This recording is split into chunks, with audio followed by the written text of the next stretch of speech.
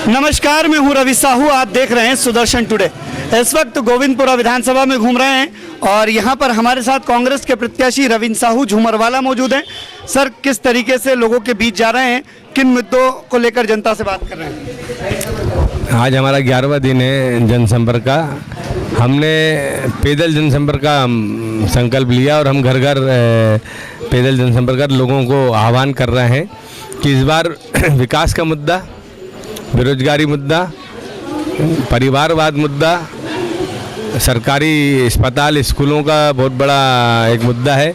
Sewage का जो गंदा पानी अभी मैं यहाँ इस क्षेत्र में नाले का रूप ले चुकी है, घरों में पानी घुस रहा है।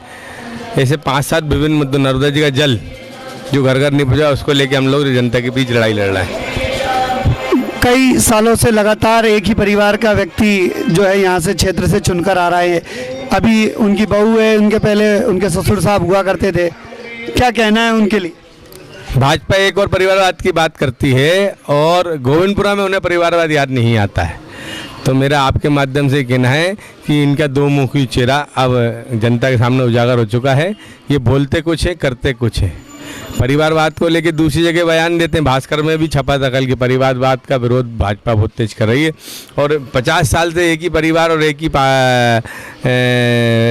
ही परिवार के लोगों को टिकट देके इनने अपना दोहरा चरित्र जो उजागर कर दिया है। तो मैं जनता से ये कहना चाहता हूँ कि अब इनके झूठ के विकास के ढोल फूट चुके हैं। इस बार बोरिया बिस्तर बांध के इनको रवाना किया जाए।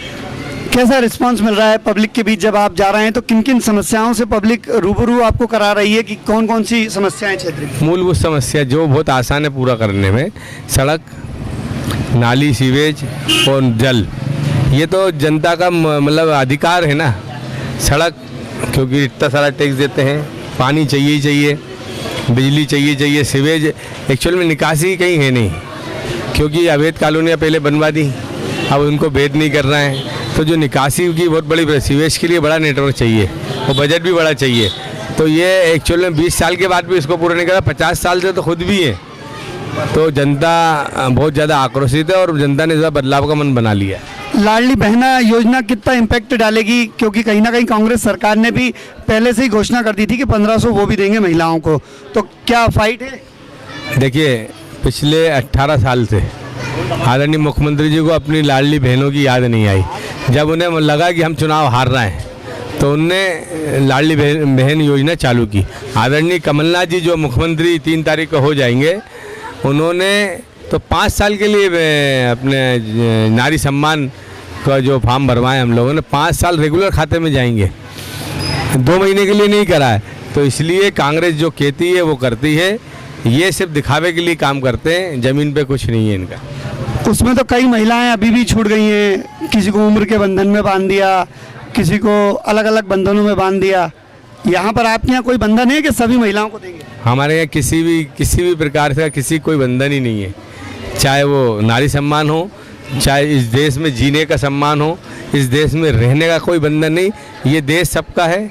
ये जो भी सत्ता आती है उसकी जितनी भी सुविधा होती है सरकारी, वो जनता की है। घर में बना के 100 करोड़ के महल नहीं बना रहे हैं। आप बीजेपी कार्यालय देखो, 100 करोड़ के बन रहे हैं। हम लोग जनता के बीच लड़ाई लड़ते हैं, उसी को लोगों में जनता के बीच जा रहा हूँ, ज़मीन पर लेकर लड़ाई लड़ रहा हूँ और इस बार भरपूर समर्थन मिल रहा है और हम जनता को समझा भी पा रहा है। 500 रुपये की गैस की टंकी देने का वादा आपकी सरकार ने किया है। क्या अगर बनती है तो कोई भेदभाव तो नहीं होगा कि इसको देंगे उसको नहीं देंगे? क्यों नहीं दे सकते? जब 2014 में 450 गैस सिलेंडर था, जब हमारी सरकार थी, तो 500 में दे भी सकते हैं ना, क्योंकि कांग्रेस सरकार में 450 गैस सिलेंडर था। महंगाई तो इस सरकार ने बढ़ाई है।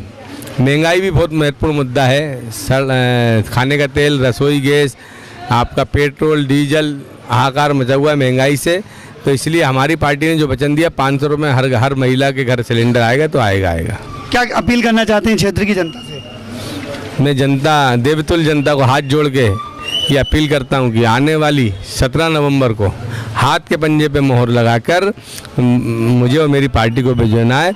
मैं नेता नहीं, बेटे के रूप में आपके बीच जनसेवा करने आया हूँ और आपकी सेवा करूँगा।